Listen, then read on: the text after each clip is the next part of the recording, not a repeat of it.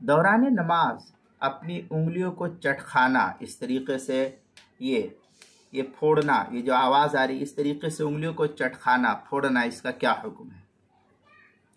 चुनांचे दौरान नमाज उंगलियां चटखाना, इसको फुक़हा ने मकरूह है, तहरीमी शुमार किया है। अब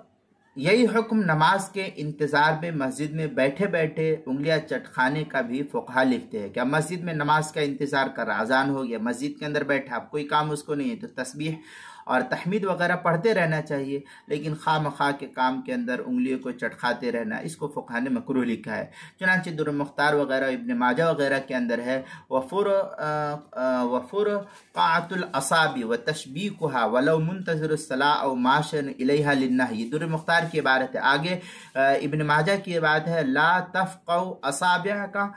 व अंत तुसल्ली, इस तरीके की इबारत जो है इब्न माजा सफ़ा 68, तिरमिज़ी शरीफ पहली जिल्द सफ़ा 88, मुस्लिम शरीफ पहली जिल्द सफ़ा 206 पर इसको नकल किया। आगे मुज्तबा की इबारत नकल करते हुए अल्लामा शामी लिखते हैं अन्नहु नहा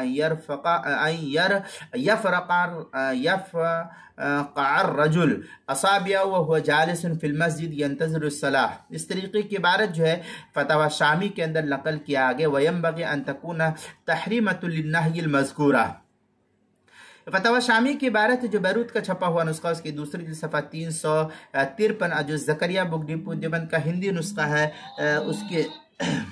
जो देवबंद का हिंदी नुस्खा है उसकी दूसरी जिल्द सफ़ा 409, शरह वक़ाया पहली जिल्द सफ़ा 168, फतावा हिंदिया उसकी पहली जिल्द सफ़ा 106, बदाइउस सना उसकी पहली जिल्द सफ़ा 504, फतावा खानिया उसकी पहली जिल्द सफ़ा 108, मजमाउल अनहुर उसकी पहली जिल्द सफ़ा 123 और किताबुल मसाइल पहली जिल्द सफ़ा 371 पर इसको नकल किया गया है, वहाँ देख सकते हैं।